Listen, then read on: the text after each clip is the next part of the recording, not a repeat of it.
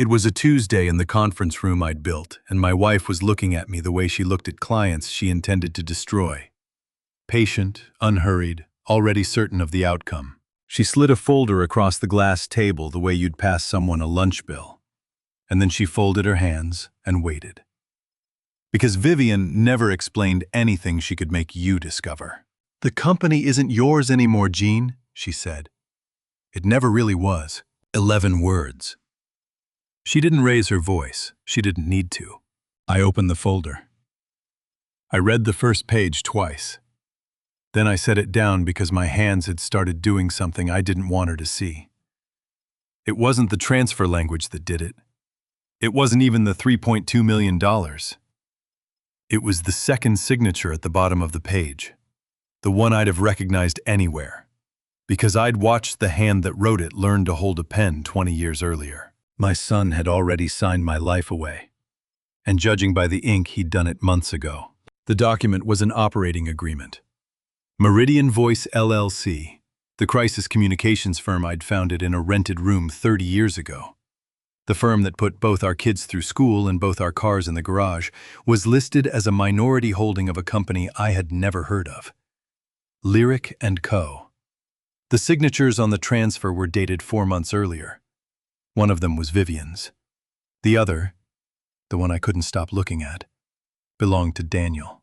"He didn't just sign it," I said quietly, still staring at the date. "He's known for months." Daniel understood what was best for everyone. She said it gently, which was worse. "You've been difficult to reach lately, Jean. Decisions had to be made." I looked across the table at the woman I'd been married to for 15 years, and at the young woman standing behind her chair, Simone, Vivian's assistant, who did not sit and did not leave, who watched me with the flat patience of someone waiting for a fire to burn out. I'd hired Simone myself 3 years ago. I'd shaken her hand. I want to tell you I saw it then. I didn't. For 30 years I have been the man companies call when the story is about to break. When a CEO is caught, when a merger leaks, when a $100 million reputation is 48 hours from the front page, they call Meridian and they call me. I have sat across from liars for 3 decades. I built a career on one skill above all others. I can hear the exact moment a person stops telling the truth. The pause that's a half beat too long, the word chosen to sound like an answer without being one. I have taught that skill to executives on 4 continents. I have written the book they hand you when your life is on fire. And I sat in my own conference room across my own table, and I did not hear 15 years of my wife lying to my face. "How much?" I said. Vivian tilted her head. "How much what? How much did you move out? Round number." Something flickered behind her eyes. Not guilt. Recalculation. She was deciding how much truth to spend. $3.2 million, she said. "It's already done, Jean. The clients came with it. You can fight it, and you'll spend more than that on lawyers, and you'll still lose, and everyone in this city will watch you lose. Or you can be reasonable. I'm offering you reasonable. $3.2 million out of a company I'd valued at 8.5. Gone through a back door with my son's signature holding it open. I should have felt the floor go out from under me. Instead, something colder happened. Something I've only felt a handful of times in 30 years, usually in a client's office at 2 in the morning when the situation is unsurvivable and the panic finally burns off and leaves behind a strange, terrible clarity. The clarity that comes when you stop hoping and start counting, because Vivian had made one mistake. She thought she was ending this conversation. She thought the folder was the last move. She'd spent 15 years watching me manage other people's catastrophes, and she had concluded reasonably from what she could see that I was a man who controlled the story. She had never once considered that a man who controls the story might also know exactly where the bodies get buried, because he's the one they hire to bury them. "You're right," I said. I closed the folder. I even smiled, and I watched Simone's shoulders drop half an inch when I did, the way a person relaxes when the fire looks like it's dying. "It's already done. I'd be a fool to fight it." Vivian nodded satisfied. She thought she'd won. She was already standing. What none of them knew, not my wife, not the woman she'd chosen over me, not the son who'd signed my life away for a promise, was that 4 months was a long time. Long enough to move $3.2 million. And long enough for me to have been watching every dollar as it went. I hadn't come into that room to be surprised. I'd come to see which one of them would say it out loud first. Now I knew. I picked up the folder, thanked my wife for her honesty, and walked out of the conference room I'd built. Past the assistant I'd hired into an afternoon that I already understood would be the last quiet one I'd get for a long time. Behind me, I heard Simone say something low, and I heard Vivian laugh. Let them laugh. People laugh right up until the moment the story turns. And I am, if nothing else, a man who knows exactly when a story is about to turn. To understand how I ended up smiling in that conference room, you have to go back one day. Just one. Monday. Monday is when I found the lease. I keep an office on the 4th floor of the Meridian Building corner unit, and for most of 30 years, I've done my best thinking there after everyone else has gone home. That Monday I stayed late because a client, a hospital system with a malpractice suit about to hit the wires, needed a statement by morning. I finished at 9. And because I am a man of small, stubborn habits, I stopped by the accounting office on my way out to drop a signed expense form on Karen's desk, the way I have every Monday for 11 years. Karen's desk was clean. Too clean. Karen had retired 6 weeks earlier, and the temp agency had sent a rotation of people who kept the chair warm and understood none of the history. On the corner of the desk sat a stack of mail nobody had sorted. And sitting on top of that stack, because temps don't know what matters and what doesn't, was an invoice from a commercial real estate firm downtown. I almost walked past it. I want you to understand how close I came to walking past it. My hand was on the light switch. The invoice was for the 2nd month's rent on a leased office suite. 4th floor of a building on Tryon Street, 8 blocks from where I was standing. 2,200 square feet. The tenant name on the invoice was Lyric & Co. I had never heard of Lyric & Co. Now, a stranger's invoice in the wrong pile means nothing. Mail gets misdelivered. But I have spent my life reading documents for the one detail that isn't supposed to be there, and 2 things were wrong with this one. First, the billing contact was a Meridian email address, an internal address one of ours. Second, I recognized the real estate broker's name printed at the bottom because he'd sold us our own lease 4 years ago, and Vivian had handled that deal personally. I stood in the dark accounting office, and I did the thing I do. I stopped reacting and started reading. I photographed the invoice with my phone. I put it back exactly where it had been, top of the stack, corner aligned the way I'd found it. Because 30 years of this work teaches you that the first rule of finding out something is not letting anyone know you're looking. Then I turned off the light and went home. And I did not sleep. And at 6 the next morning I did what I've done to 100 companies I was hired to investigate. I ran the name. Lyric & Co. was a limited liability company registered with the state 4 months earlier. The registered agent was a filing service, which is what you use when you don't want your name on the public record. But the state requires an organizer, and the organizer's name was on the formation document, and I read it standing at my kitchen counter, with my coffee going cold, and the name was Vivian's. My wife had formed a company 4 months ago. She had leased it an office 8 blocks from mine. She had billed it to our accounting department, and she had done all of it without saying one word to me across the dinner table, where we still every night pretended to be married. I set the coffee down. And here is the part I am least proud of. The part I've turned over 1,000 times since. My first feeling was not heartbreak. My first feeling was professional. I looked at that formation document the way I'd look at a client's problem, and I thought, this is clean. This is patient. Whoever built this took their time. And a small, cold voice in the back of my mind, the voice that has made me very good at my job, and I'm beginning to understand very poor at my life, said she learned this from watching you. I drove to the office. I did not confront anyone. Instead, I walked the 4th floor, slowly, saying good morning, watching faces doing the thing I get paid an obscene amount of money to do, reading a room. Vivian was in her office with the door closed. Simone was at the desk outside it, and when I passed, she looked up and smiled at me, and it was a good smile, warm and unbothered. And I filed it away because people who have nothing to hide don't calibrate their smiles that precisely. And then I saw my son. Daniel was in the small conference room, standing over the printer, and he had a folder in his hands.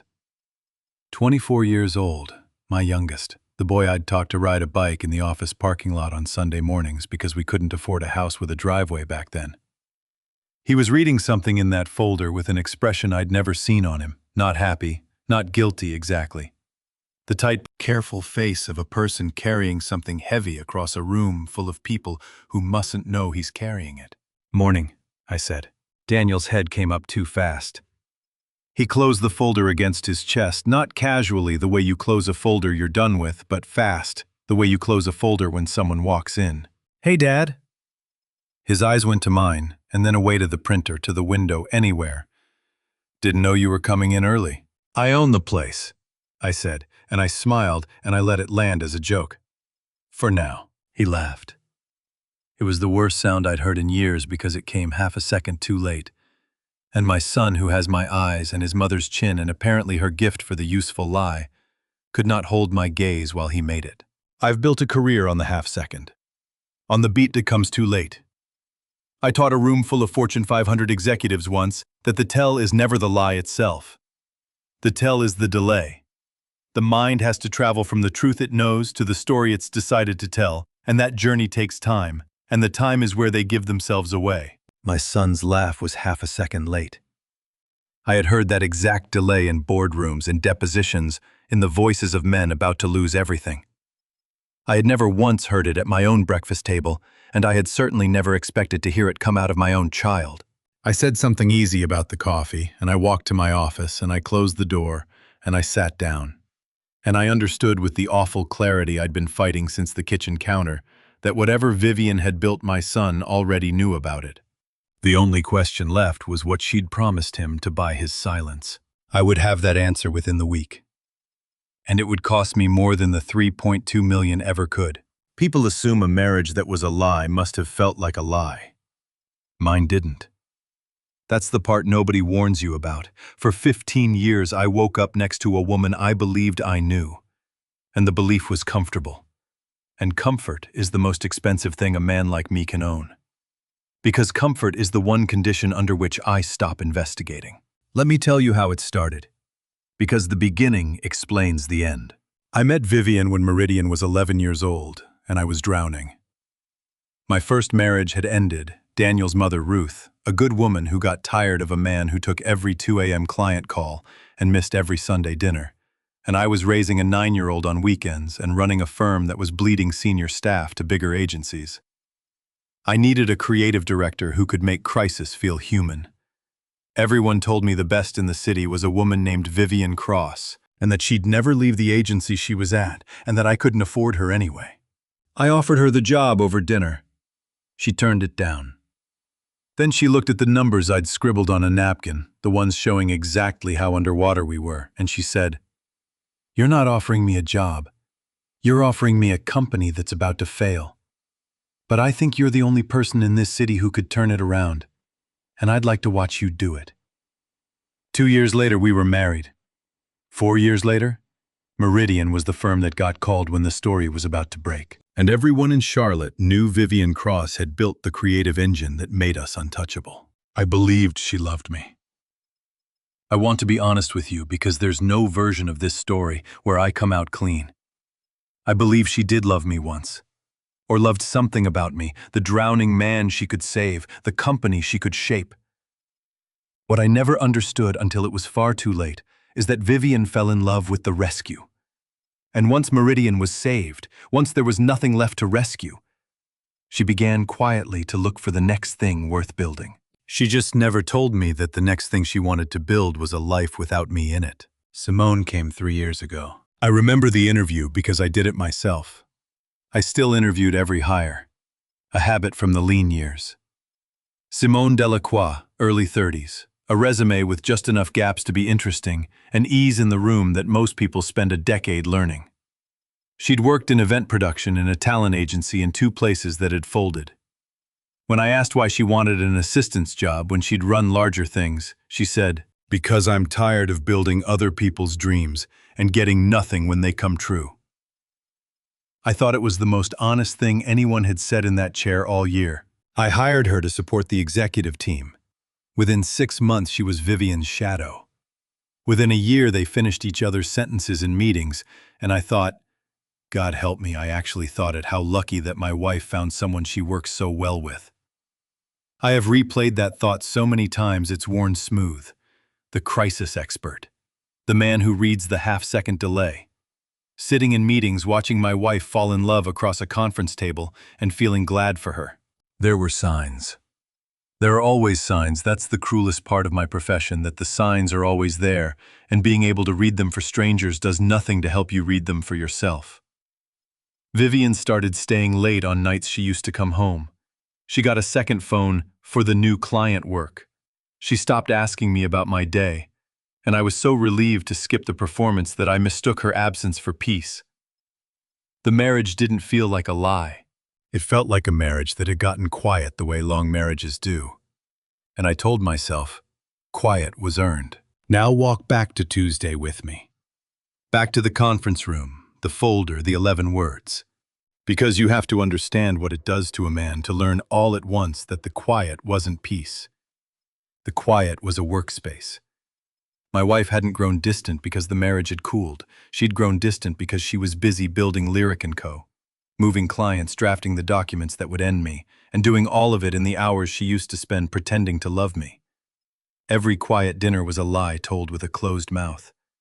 Every early night was an alibi.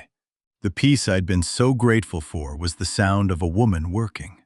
And Simone, the assistant I'd hired, the honest one, the one tired of building other people's dreams, was standing behind Vivian's chair on Tuesday because she had finally found a dream worth building. Ours. She was going to take the company I built and the wife I married, and she was going to do it wearing the warm, calibrated smile I'd noticed and filed away, and like a fool admired. I sat in my office that Tuesday afternoon after the folder, after the 11 words, after I'd walked out smiling, and I did the only thing 30 years had left me able to do. I took out a legal pad. And instead of writing down what I felt, because I did not in that moment entirely know what I felt, I wrote down what I knew. I knew Vivian had formed Lyric & Co. 4 months ago. I knew she'd moved $3.2 million and a book of clients into it. I knew my son had signed the transfer and that he'd been promised something to do it. I knew Simone was not a bystander. And I knew one thing none of them knew. I knew that I'd found the lease on Monday, a full day before Vivian sat me down to tell me it was over. I'd had 24 hours they didn't know about. In my business, 24 hours is the difference between a company that survives a scandal and a company that becomes one. I looked at the list. I looked at the photograph of the invoice on my phone. And under the last line, I wrote a single question, the question that has organized my entire career, the one I've asked in 100 client offices at the worst hour of 100 bad nights. Who benefits, and what haven't they told each other? I underlined it twice. I didn't know yet how completely that question would save what little I had left to save. But I knew where to start. I was going to find out everything Vivian and Simone had built. And I was going to find out what my son had been promised. I started that night. There is a particular kind of silence I have learned to love, and it belongs to 11 o'clock at night in an office building with the lights off, floor by floor, when everyone who might ask what you're doing has finally gone home. I sat in my own office on Wednesday night, with the door locked and 3 monitors glowing and a legal pad covered in my own handwriting. And for the first time in 30 years, I turned the machinery I'd built to protect other people's secrets toward my own family.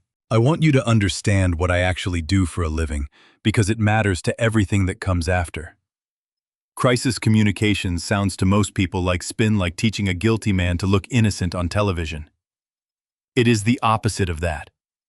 My real job, the one that made Meridian worth $8.5 million, is finding out the truth before the journalists do, faster and more completely than they ever could, because a client who doesn't know their own worst secret is a client who gets destroyed by surprise. I have spent 3 decades becoming very, very good at reconstructing exactly what happened, in exactly what order, using nothing but public filings, timestamps, and the small mistakes people make when they think no one's checking. I started with the paper trail because paper doesn't feel guilt, and paper doesn't get nervous. And paper had already told me more than my wife had in 15 years. The state formation document for Lyric & Co. gave me a filing date and an organizer's name, Vivian's. It also gave me something I hadn't looked at closely enough the first time. A registered address which turned out to belong to a small law office 2 blocks from the courthouse.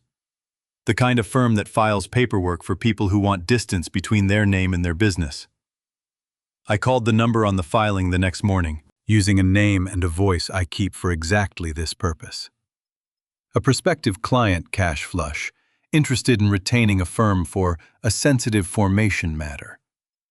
The receptionist, cheerful and unguarded, told me the attorney who'd handled Lyric & Company's filing was a man named Preston Cole, and that Mr. Cole was booked through Thursday but could see new clients the following week. I didn't need to see Preston Cole.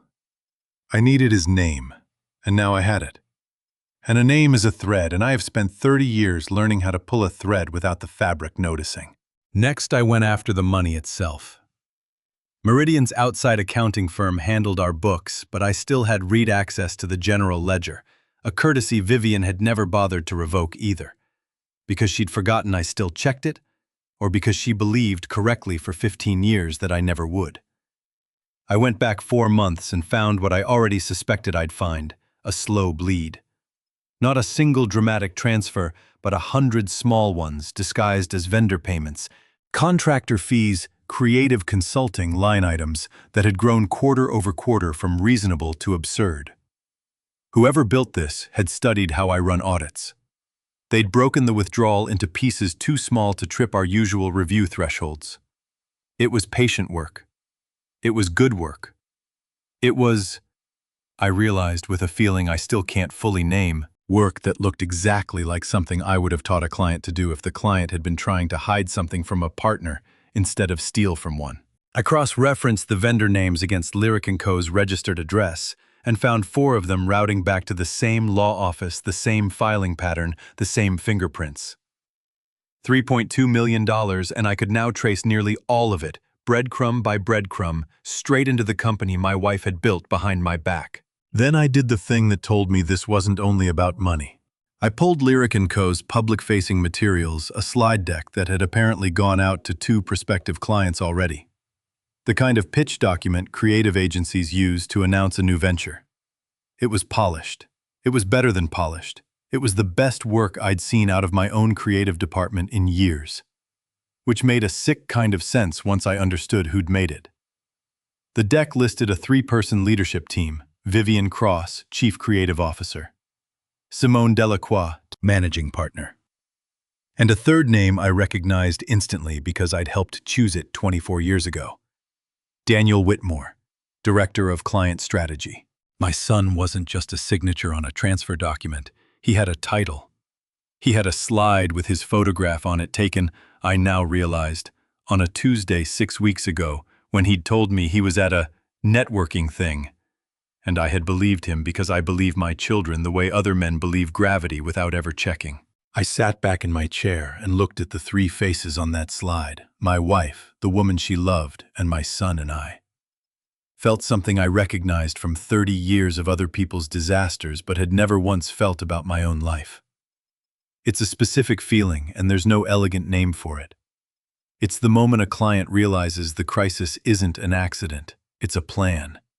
And they were not inside it by mistake. They built it. I made myself do what I do for every client in this exact moment. The thing that has saved careers I can't name and reputations I've protected for people who never thanked me properly. I stopped feeling and started building a timeline. 4 months ago, Lyric & Co. formed Vivian as organizer. 3.5 months ago, the office lease signed 8 blocks from Meridian. Roughly the same window the withdrawals begin, small and disciplined. 6 weeks ago, Daniel photographed for the pitch deck. 4 months to the day, almost exactly, transfer documents drafted, my son's signature secured. This week, Vivian decides it's time to tell me, on her terms, in a room I built, using words she'd clearly rehearsed. I stared at that last line for a long time. Because it told me something none of the money or the documents had told me yet. Vivian hadn't been forced into telling me. She'd chosen the timing, which meant something in the plan had reached a point where either she needed something from me, or she was worried I might find out on my own before she could control how. I didn't know which yet, but I intended to find out exactly how much time I had left, before the answer stopped being a choice they were making and became a choice I was. It was past 2 in the morning when I finally shut down the monitors. I sat in the dark office for a while longer, listening to the building settle, thinking about the version of myself who had walked out of that conference room smiling. That man had known enough to survive the conversation. I was starting to understand I would need to know a great deal more than that to survive what was coming. Thursday morning, I did something I had never done in 30 years of marriage. I hired someone to watch my wife. I want to be precise about what that means because I've spent my career correcting people who describe things imprecisely. I didn't hire a man with a camera to sit in a car outside our house. I called Ray Odom, a former financial crimes investigator who'd done forensic work for 3 of my clients over the years. A man who understood that the most damaging surveillance in the world isn't a photograph. It's a document trail nobody thinks to hide because nobody expects anyone to look. I told Ray I needed a complete corporate history on Lyric & Co. Banking relationships, client contracts, every filing in every state where the company might have registered a presence. I told him I needed it by Friday night. I did not tell him it was my wife's company, and I did not tell him why, because compartmentalizing the story is the first thing I teach every junior associate at Meridian, and old habits are the only thing keeping a man upright when the ground is moving. Then I went to the office and did the second thing I had never done in 30 years. I lied to my wife's face, on purpose. "I've been thinking about what you said," I told Vivian standing in the doorway of her office. The same office where 3 years ago I'd interviewed and hired Simone Delacroix myself. "You're right. Fighting this would be expensive and public, and neither of us wants that." Vivian looked up from her desk, and for just a moment, half a second, the same half second my son, couldn't hide. I saw something cross her face that wasn't relief. It was closer to disappointment. I understood it later. She had built her entire plan around the assumption that I would fight her loudly and publicly, and that the fight itself would be the leverage she used to walk away with everything. A husband who simply agreed took that leverage away. It unsettled her more than anger would have. "I'm glad you're being reasonable, Jean," she said, recovering fast the way she always did. "I just want to understand the structure," I said. "For my own peace of mind, whose name is actually on Lyric & Co.? I want to know who I'm dealing with going forward." It was a small question, almost nothing, the kind of thing a man asks when he's making peace with a loss. And Vivian, who had spent 15 years watching me be exactly that reasonable about everything that mattered less than this, answered it without hesitating. "It's mine," she said, "sole owner. Simone runs day-to-day operations and Daniel handles client strategy, but the company is mine, Jean. I built it. I own it outright." I nodded slowly like a man absorbing a hard truth, and I thanked her. And I walked out of that office and down the hall and into the elevator. And only once the doors closed did I let out the breath I'd been holding since I asked the question. Because Ray's preliminary report had landed in my inbox 20 minutes earlier, and it told a different story than the one my wife had just told me to my face. Lyric & Co. had 2 classes of membership interest. Vivian held 60% listed in the operating agreement as Class A units. But there was a second class, Class B, non-voting 25%, and the holder of record was not Simone Delacroix. It was a holding entity called SD Ventures LLC. A shell formed the same week as Lyric & Co., in the same law office by the same filing service, and the sole member of SD Ventures, according to a banking resolution Ray had pulled from a public loan filing, was Simone. Simone hadn't just brought creative talent and a warm smile to this arrangement. She had structured her own ownership stake behind a second shell company, tucked 1 layer deeper than Vivian's in a way that Vivian's own operating agreement drafted, "I'd bet everything I had left" by the same attorney Vivian trusted completely, didn't make obvious at a glance. I sat in my car in the parking garage and read it 3 times. Vivian believed she owned Lyric and Company outright, minus whatever she'd promised Daniel in salary and title. She had told me 5 minutes earlier with total confidence that the company was hers, and somewhere inside the paperwork, she had trusted someone else to draft.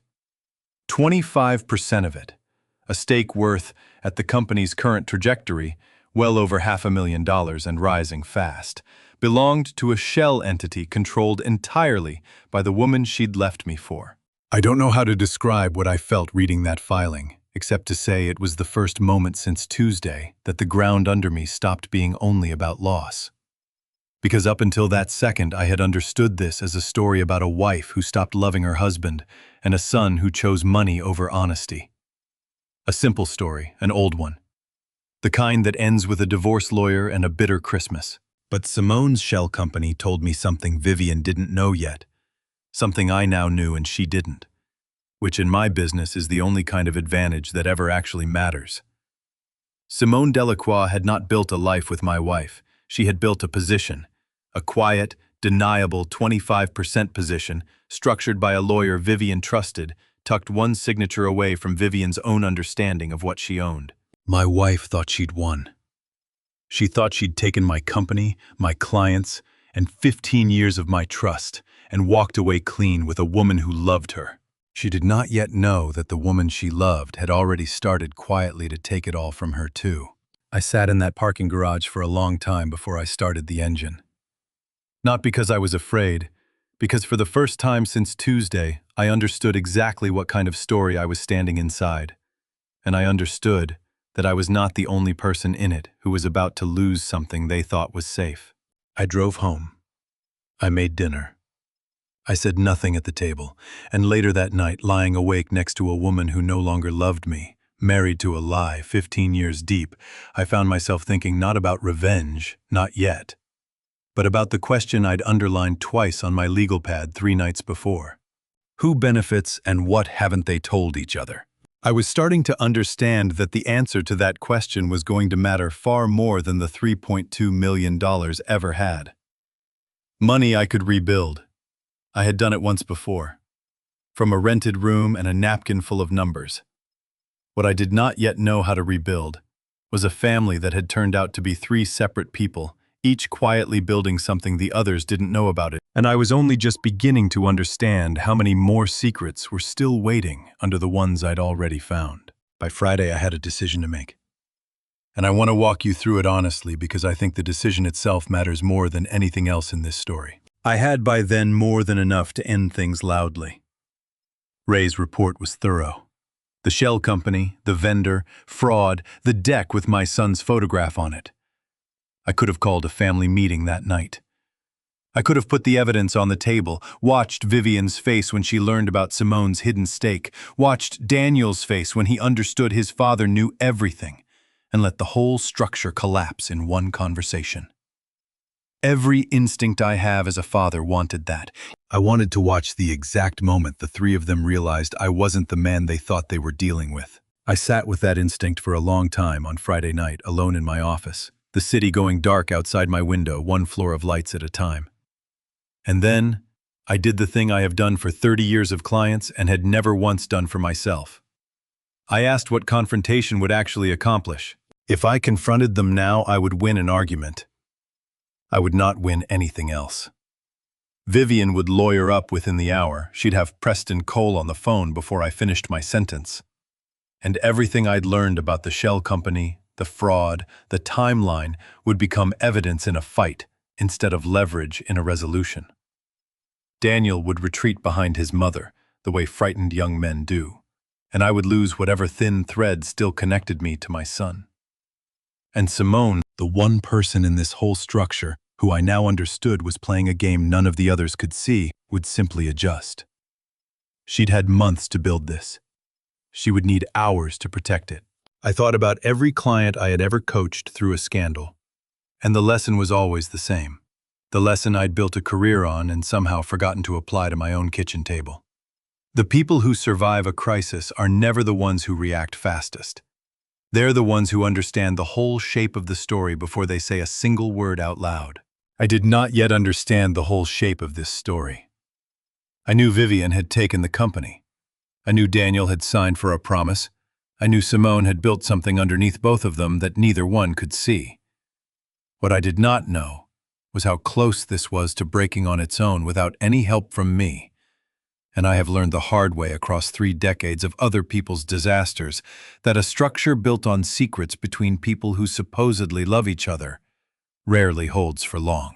Someone always talks. Someone always gets greedy at the wrong moment. My job in 100 crises before this one was never to cause the collapse. It was to be standing in exactly the right place with exactly the right information when it happened anyway. So I made my decision. I would not confront them, not yet. I would watch. It cost me something to choose that. I want to be honest about what silence costs a man in my position. Every dinner at that table for the next several weeks, I would have to sit across from my wife and pretend I hadn't spent my nights building a case against her. I would have to look at my son and not ask him the question burning through me every time he wouldn't meet my eyes. What did she promise you that was worth this? I would have to keep interviewing Simone's warm, unbothered smile every time I passed her desk, knowing what her shell company meant, and knowing she had no idea anew. That is the part nobody tells you about betrayal inside a family. The betrayal itself is almost easier to survive than the performance you have to give afterward. The nightly theater of pretending you don't know, because the moment you show your hand, you lose the only real power you have left. The power of being underestimated by people who think they know exactly who you are. I called Ray back that night and gave him a new assignment. Not just the paper trail anymore. I wanted eyes on Lyric & Co.'s bank accounts wherever legally possible. I wanted to know every client meeting on Simone's calendar. I wanted to know if there was travel booked, if there were wire transfers scheduled, if any piece of this operation showed signs of moving faster than the rest. If someone in that structure was going to make a mistake or make a move, I intended to be the first to know, not the last. You want me to keep building the case? Ray said. Or you want me watching for someone to run? I hadn't thought about it in those terms until he said it. But the moment he did, something in my chest went very still. Because it was exactly the right question and I hadn't let myself ask it yet. In 30 years of doing this work for other people, I had never once had to ask it about my own wife, my own son, and the woman standing quietly behind both of them. Both, I said. But watch for the run first. I didn't know that Friday night which one of them it would be. I assumed if anyone was going to break first and try to take more than their share, it would be Vivian. She'd built the company, she had the most to lose. I didn't know that Friday night which one of them it would be. I assumed if anyone was going to break first and try to take more than their share, it would be Vivian. She'd built the company, she had the most to lose. And desperate people protect what's theirs. I was wrong about that, though. It would be weeks before I understood exactly how wrong. And by the time I did, the damage would already be moving faster than any of us could stop. For now, on Friday night, all I had was the decision itself. Watch. Wait. Let them believe the quiet was surrender. If you're still with me, drop a comment and tell me where you're watching from tonight, because I promise you, the version of this story where I stayed quiet on purpose is not the version any of them expected. I turned off my office lights at midnight and drove home to a house where my wife was already asleep or pretending to be. And I lay awake beside her for the second night in a row, running the timeline forward in my mind, trying to guess which one of the 3 people I loved most in this world would be the first to make the mistake that broke everything open. I had spent my whole career telling other men that patience was the most underrated weapon in any negotiation. I had never once had to test that lesson against my own family, and lying there in the dark, I finally understood why nobody had ever warned me how much it would cost. Watching my wife fall in love with someone else in retrospect, in slow motion, over the course of 2 patient weeks, is not an experience I would recommend to any man, no matter how good he thinks his professional detachment is. I had spent 30 years training myself to observe without flinching. I discovered that October that the training has limits, and the limits are exactly where your own life begins. I started small. I paid attention to things I'd been too comfortable or too tired or too married to notice. The way Vivian's phone was never face up on the counter anymore, not once, not even when she left the room. The way she'd started saying "we" about Lyric and Co. in a tone she'd never used for Meridian. A warmer tone. A tone with pride braided into it that I hadn't heard directed at anything of mine in years. The way she came home some nights, smelling faintly of a perfume that wasn't hers, not another woman's perfume worn on her exactly, but the ghost of a room where someone else's perfume had been strong enough to leave a trace on her coat. I thought about the day I'd married her. Not the wedding itself, the morning of it, when she'd stood in front of the mirror in her mother's house and asked me, half joking, whether I thought two people who'd both already failed at love once could actually get it right the second time. I'd told her yes because I believed it. Because believing things about people I love has always come easier to me than believing things about strangers. Which is, I now understand, the exact inversion of how a man in my profession should be built. I read strangers for a living. I trusted family on faith. It never once occurred to me in 15 years that the skill and the faith were supposed to work together. I started watching Simone too. And this was harder because Simone was good, genuinely, professionally good, better at her job than I'd given her credit for in 3 years of walking past her desk. She managed Vivian's calendar with a precision that looked, now that I was paying attention, less like an assistant's competence and more like a partner's protectiveness. She fielded my calls to Vivian's office with a warmth so exact it took me 2 full weeks to recognize it as a wall. She was never rude. She was never cold. She was simply expertly always there, positioned between me and my wife in a way that felt, once I saw it, less like coincidence and more like architecture. One Tuesday, I found an excuse to linger near the creative floor at the end of the day, ostensibly reviewing a client presentation with someone from Vivian's team. And I watched the two of them leave together through the side stairwell instead of the lobby, the one that led out onto a side street where the good parking garage was. The one almost nobody used because it was 3 blocks from the closest entrance to anything. I watched Vivian's hand brush against the small of Simone's back as they went through the door, so brief and so practiced that I understood all at once this was not the first time. It was not the 10th time. It was a gesture 2 bodies make without thinking, the kind that only exists after years of thinking about it constantly. 15 years, I thought. I had been building crisis narratives for boardrooms full of strangers, while a truer story than any of them unfolded 8 feet from my own office door. I want to tell you the anger came first. It didn't. What came first, standing in that stairwell doorway, watching my wife touch another woman with a tenderness I hadn't felt from her in years, was something closer to grief, clean and total. The specific grief of understanding that a thing you believed was whole had actually been broken for a very long time, and you simply hadn't been standing close enough, or hadn't wanted to be, to hear it cracking. The anger came after. It came that night, lying awake again, cataloging every dinner where Vivian had asked about my day out of habit rather than interest. Every anniversary where she'd been so tired lately. Every year I'd told myself that quiet was earned when really it had been rented out to someone else the entire time. But even in the grief, even in the anger, I kept doing the work. That is, I think, the single truest thing I can tell you about who I was during those 2 weeks. I built a folder, a real one this time, not metaphorical, in a locked drawer in my office.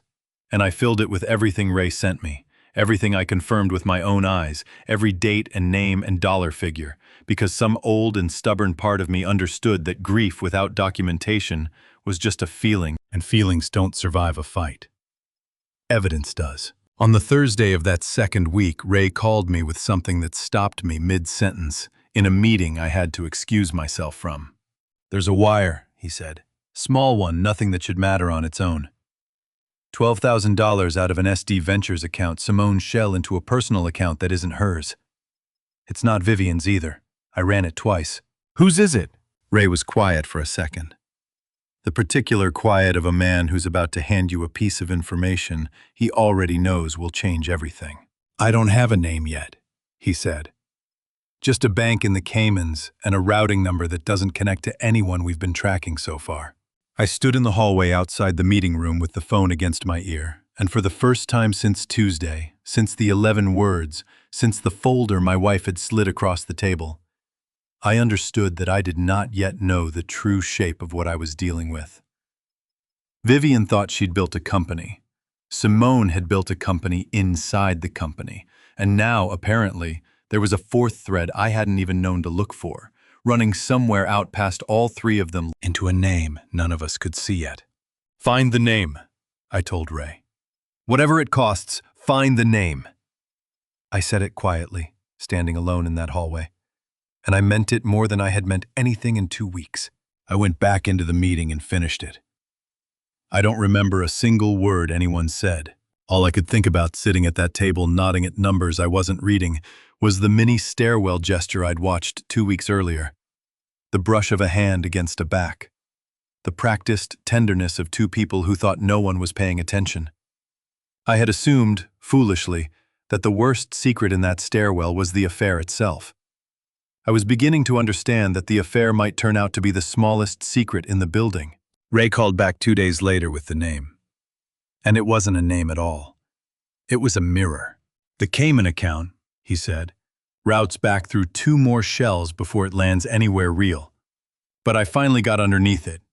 It's not a third-person Jean, it's Simone. Different alias, different bank, same social security number, buried 3 layers down in a loan application she filed 18 months ago under a slightly different spelling of her own name." I sat with that for a long moment. $12,000 moved out of the shell company Simone had built inside my wife's company into an account that was in the end simply Simone paying Simone, quietly skimming from the very structure she'd helped design before anyone else even knew the structure existed. Vivian believed Simone was her partner in this. Simone, it turned out, had already started treating Vivian's company the exact same way Vivian had started treating mine, as something to be carved into pieces small enough that nobody would notice until it was too late. I didn't tell Ray what I felt reading that. I'm not sure I could have named it accurately even if I'd tried. There was a kind of grim, cold satisfaction in it. The vindication of a man who'd built his life on reading people, discovering that his instincts about Simone's too precise smile had been right all along. But underneath that was something heavier, because it meant Vivian, whatever she had done to me, was standing exactly where I had stood 2 weeks earlier without knowing it, betrayed by someone she trusted completely. The only difference between us was that I already knew and she didn't. I decided not to warn her. Not yet. I told myself it was strategy, that Vivian finding out too early would collapse the timeline before I understood the whole shape of it.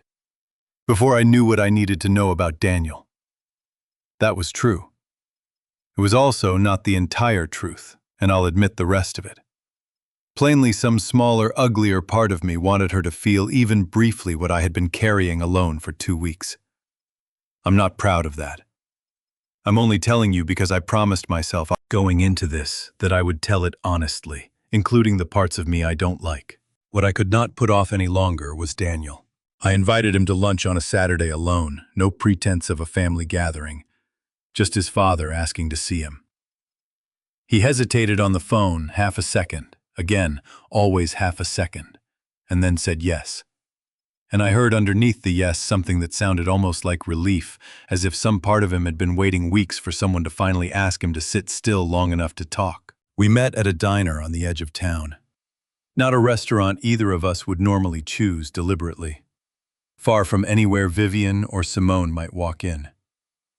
I watched my son cross the parking lot before he saw me, and for just a moment, before his face rearranged itself into the careful composure I now recognized as a mask he'd been wearing for months, I saw something underneath it. Exhaustion. Not the exhaustion of a young man building a company. The exhaustion of a young man carrying a secret heavier than he'd expected it to be. We talked about nothing for the first 20 minutes.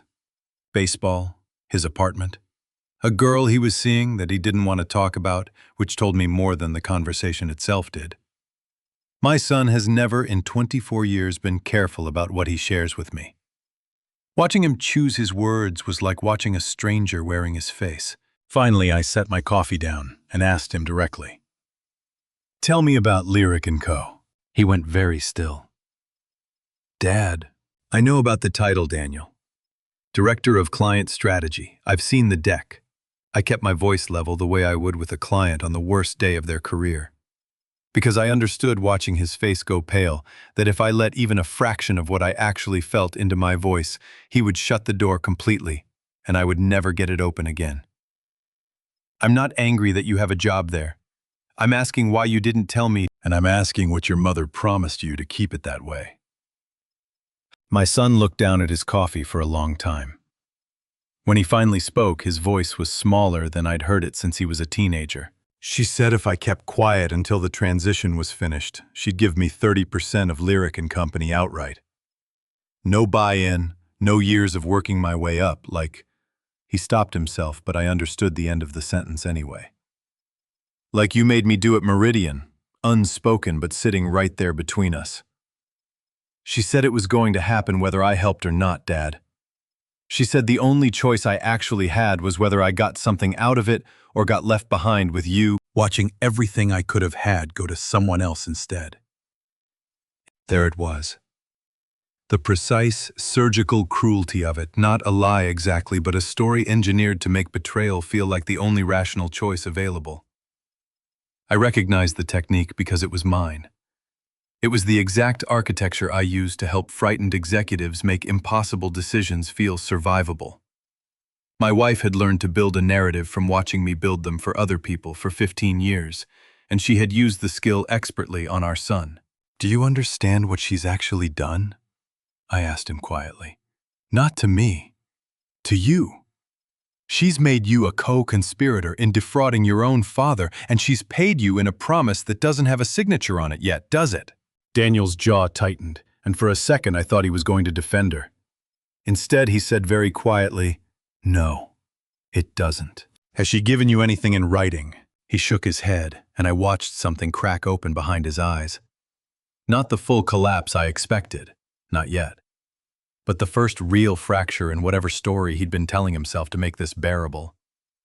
He had been promised 30% of a company built on stolen ground by a woman who had already, 4 months into this, shown herself willing to hide critical information from the people closest to her. And my son, sitting across from me in a diner he'd never choose to, was only now starting to do the math I'd already finished 2 weeks earlier. I didn't push further. I paid the check, I hugged him longer than either of us was used to, and I told him I loved him, which was true, and which cost me nothing to say, and everything to mean. While I was still holding in a locked drawer 3 miles away a folder with his photograph in it. I drove home alone that afternoon with one new and unsettling certainty. My son hadn't betrayed me out of greed. He'd betrayed me out of the same thing that had cost me 15 years of seeing my own marriage clearly. He'd trusted the wrong person's version of the story. The question that kept me awake that night wasn't whether Daniel could still be reached. I believed cautiously that he could. The question was whether I could reach him before Vivian and Simone's structure already leaking, already cracking under weight none of them could see, yet finished collapsing on top of him first. Daniel called me at 11 that night. I almost let it go to voicemail. I'd told myself, driving home from the diner, that I would give him space, that pushing further would only drive him back toward the safety of his mother's version of events. But I saw his name on the screen, and I answered before I'd finished deciding to. "I can't sleep," he said. No preamble. His voice had the thin, stretched quality of someone who'd been sitting alone with the decision for 6 hours and hadn't landed anywhere solid yet. "Neither can I said, which was true more nights than not lately. There was a long silence on the line. Long enough that I almost asked if he was still there. Then he said, "I have the texts from Mom about the 30%. Another pause. "I saved them. I don't know why I saved them. I think some part of me knew I'd need them someday, and I hated that part of me for thinking it, but I saved them anyway." I sat down slowly at my kitchen table. The same table where, months from now, though I didn't know it yet, this entire story would find its ending. "Send them to me," I said. Whenever you're ready. Not tonight if you're not ready. Tonight, he said. I want it done tonight before I talk myself out of it. The screenshots came through 4 minutes later, 4 months of them stretching back to the week Lyric & Co. was formed.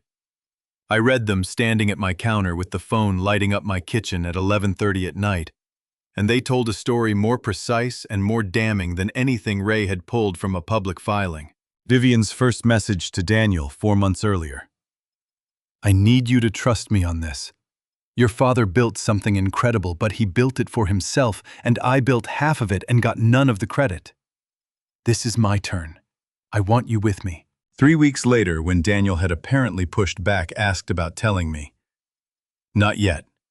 He'll fight it if he finds out too early, and it'll get ugly for everyone, including you. Let me finish structuring it properly first. I promise you'll be protected. And then 6 weeks ago. The message that made my chest go tight, reading it on a stranger's kitchen counter that used to be mine. Sign the transfer documents this week, and I'll put you at 30% no buy-in effective immediately once the ownership settles. You'll never have to start at the bottom the way he made you feel like you did. You deserve better than what he gave you. I read that last line 3 times. You deserve better than what he gave you. I thought about the years I'd made Daniel earn every promotion at Meridian the slow way, the way I'd earned mine. Because I'd believed, genuinely believed, the way I believe most things about the people I love, that it would make him stronger. That it would teach him the company meant something because it had cost him something. I had never once imagined my own wife would use that lesson as evidence against me, would translate my version of love into a story about a father withholding what his son deserved. Dad. Daniel's voice came back on the line. I'd forgotten for a moment that he was still there while I read. Are you going to use these against her? It was, I understood, the real question underneath everything he'd told me that afternoon, and everything he was giving me now. Not whether I forgave him, he hadn't quite asked that yet, and I wasn't ready to answer it if he had. He was asking whether handing me this evidence made him a son helping his father or a son destroying his mother, and whether those could possibly be the same thing. I'm going to use the truth. I told him, which was the most honest answer I had. What that does to her is going to depend entirely on what she does next, not on me. He was quiet for a while. Then, I don't want the 30% anymore. I don't think I ever really wanted it. I think I wanted someone to finally see me as more than the kid who has to earn everything the hard way while everyone else just gets handed things. I see you, I said, and my voice cracked in a way I didn't expect it to, standing alone in a dark kitchen at nearly midnight. I've always seen you. I should have told you that more than I did. We stayed on the phone another 20 minutes, not talking about Vivian or Lyric & Co. or any of it. Just talking the way we used to on Sunday afternoons, before the company, and the years and whatever quiet resentment had been building in him got in the way. When we finally hung up, I sat at that counter for a long time with 4 months of his mother's messages open on my phone. And I understood 2 things with total clarity. The first was that my son had just chosen me at real cost to himself, and that whatever happened next, I owed him more honesty than I'd given anyone in this entire ordeal. The second was colder, and it settled into me slowly as I reread Vivian's messages one more time. She hadn't only lied to me for 4 months. She had built, deliberately and with real skill, a second narrative. One where I was the villain, the withholding father, the man who made his son feel small, and she had used that narrative to recruit her own child into defrauding me. It was, I recognized with a professional's grim appreciation, even through the personal wreckage of it, exactly the kind of story I would have told a client to tell if the goal was making an unforgivable act feel justified. She had learned from the very best. She had learned from me. And now, for the first time since Tuesday, I had something more than suspicion and paper trails. I had proof in her own words of exactly what she'd done and exactly how she'd done it. What I still didn't have was any idea how deep Simone's second betrayal ran, or how much time was left before the whole structure came apart on its own, taking my son's fragile new honesty down with it if I moved too slowly. I locked the messages into the same drawer as everything else Ray had found, and for the first time in 2 weeks, I slept. I didn't know yet that the sleep would be the last easy one I'd get before everything accelerated past anything I could fully control. But that night at least, I slept knowing my son was still in whatever damaged and complicated way mine. Daniel came to my office the following Tuesday with his laptop, and what we found together in the next 2 hours changed the entire shape of what I thought I was dealing with. I'd asked him gently whether he still had access to Lyric & Co.'s internal systems, the client management platform, the shared drive, anything that might show me what the company actually looked like from the inside, rather than from the outside where I'd been standing for 2 weeks. He did. Nobody had thought to revoke it, which told me something about how little his mother and Simone actually suspected he might turn. We started with the cap table, the document that lays out exactly who owns what percentage of a company. Because in 30 years, I have learned that cap tables are where people's real intentions live, buried under language that sounds procedural and boring, precisely so nobody reads it closely enough to notice what it actually says. Vivian's operating agreement, the one Ray had already pulled a copy of, showed 60% to her, 25% to the SD Ventures shell, and left 15% unallocated, reserved, according to a footnote for future strategic hires, which I'd assumed reasonably was the language covering whatever Daniel had eventually been promised. But the internal drive told a different story. There was a second document, dated 6 weeks after the original operating agreement, that Vivian herself might never have seen in its final form because it lived in a folder Simone controlled directly.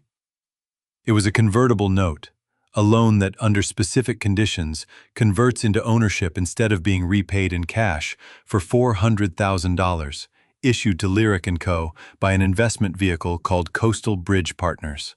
I searched Coastal Bridge Partners the way I'd searched everything else that week. It took 11 minutes to find what I already suspected before I finished typing the name. Coastal Bridge Partners had one listed principal, Simone Delacroix. She loaned the company money, Daniel said slowly, reading over my shoulder, and structured it so if certain milestones aren't hit, client revenue targets, mostly ones that look almost impossible to me, the loan converts into equity, a lot of equity. How impossible? I asked. He scrolled through 3 more pages before he answered. Mom set the original revenue targets when she pitched this to potential clients. Optimistic but doable if everything went right. The note Simone wrote raises those same targets by almost 40% on a shorter timeline. Nobody flagged it because nobody outside Simone actually cross-checked the 2 documents against each other. I don't think Mom's ever read this note. I think she trusts Simone read it for her. I ran the math twice because I wanted to be certain before I said it out loud. If the note converted at the terms written into it, Simone's total position in Lyric & Co. wouldn't stay at 25%. It would climb to just over 50%.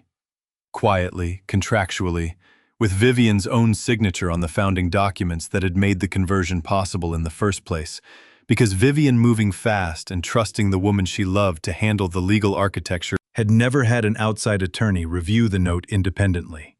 My wife believed she had built a company and taken a lover. What she had actually done, without understanding it yet, was hand a controlling stake in everything she'd stolen from me to the one person in this entire structure with no loyalty to anyone but herself. There was a strange, bitter symmetry in it that I couldn't stop turning over. Vivian had used my own trust against me for 15 years, believing that love and diligence were opposites, that scrutinizing the people closest to her would be its own kind of betrayal. Now she was living the exact consequence of that belief, except she didn't know it yet, and she was the only person in this story who still thought she was winning. I sat back in my chair and felt the whole shape of this story rearrange itself in front of me, the way it sometimes does with a client 3 weeks into an investigation, when every piece you thought you understood suddenly reassembles into a picture you hadn't seen coming. This had never been a story about a wife leaving her husband for another woman. That was the surface, the part visible from the conference room. Underneath it was a woman being quietly, patiently, professionally maneuvered out of the very thing she thought she was building by someone who had learned probably from watching Vivian learn it from me, that the person who controls the paperwork controls the outcome. Dad? Daniel's voice pulled me back. He was staring at the screen at Simone's name attached to Coastal Bridge Partners, and something in his face had shifted from guilt into something harder, more focused. What do we do with this? I want to tell you I had a plan fully formed in that moment. I didn't, not completely. But I understood sitting there with my son beside me for the first time in this entire ordeal, instead of against me, that everything I had believed about this crisis needed to be revised. I had spent 2 weeks preparing to confront a wife who'd betrayed me and a mistress who'd helped her do it. I now understood I was looking at 3 people, each convinced they were the one in control, each unaware of exactly how much the others had hidden from them, and a structure so unstable that it might not need me to bring it down at all. It might simply need time. And the right piece of information delivered to the right person at exactly the right moment. We wait a little longer, I told Daniel. But not passively. I need you back inside, watching everything, especially anything involving Coastal Bridge Partners or the milestone numbers in that note. If Simone is building toward a conversion event, I need to know exactly when. He nodded, and for the first time since the diner, I saw something in my son's face that looked less like shame and more like purpose. I can do that, he said. I want to do that. I looked at him, my son, 24 years old, sitting in my office with a laptop full of his mother's secrets and his own complicated guilt, choosing for the second time in a week to stand with me instead of hide from me. And I understood that whatever came next, whatever this cost all of us, I was no longer facing it alone. That, more than any document Ray had found, was the piece that finally made me believe I might actually get through this with something worth keeping on the other side. We closed the laptop a little after 7 that evening. I walked my son to his car in the parking garage, the same one where, weeks earlier, I'd sat alone reading Ray's first report and understanding for the first time how deep this went. This time I wasn't alone. That felt, for the first time since Tuesday, like the beginning of an answer instead of just another question. The recorder had been sitting in the back of my closet for 20 years, and I almost didn't remember I still owned it until the night after Daniel left my office, when I couldn't sleep and found myself, for no reason I could fully explain, standing in front of the shelf where I kept the things I'd never been able to throw away. It's a small silver dictaphone, the kind reporters used before everything went digital, the kind I'd bought in my first year at Meridian because I liked the ritual of it. Pressing the button, watching the little wheels turn, knowing that whatever I said into it existed now permanently, in a way a thought in your head never quite does. I used it to record client interviews in the early years, before the firm could afford proper equipment. I also used it on a handful of Sunday afternoons in the garage to record my son. I don't know why I started doing that. Maybe because Ruth and I had already begun drifting apart by then, and some part of me understood before I was ready to admit it, that I was going to be a part-time father to this boy, and I wanted something that would outlast the custody schedule. I'd press record and ask Daniel questions while we built model rockets or fixed his bike. Ordinary questions. What do you want to be when you grow up? What's the best thing that happened at school this week? And he'd answer in that high, serious voice small children use when they think the question matters more than it does. I found 6 tapes. I sat on the floor of my closet at midnight with the dictaphone in my lap, and I pressed play on the one labeled in my own handwriting, Daniel, age 7. His voice filled the closet, thin and bright and entirely unguarded, in a way I hadn't heard from my son in years, maybe ever since. Dad, when I grow up, I want to build things that don't break. Not like my 7-year-old voice trailed off, thinking the way children do out loud. Not like when Mom and you don't live together anymore. I want to build a thing that stays. I hadn't remembered that answer. I'm certain I heard it at the time, sitting in that garage 20 years ago, and I'm certain it went past me the way most things a 7-year-old says go past a distracted father filed under sweet without ever being filed under true. Sitting on my closet floor at midnight, 30 years into a career built entirely on listening for the thing underneath what people actually say, I heard it as if for the first time. My son had told me at 7 years old exactly what he needed from the rest of his life. And I had spent the following 17 years building him a company he could inherit instead of a home he could trust. Because building things was the only language of love I fully understood how to speak. I sat there a long time. I want to tell you I cried.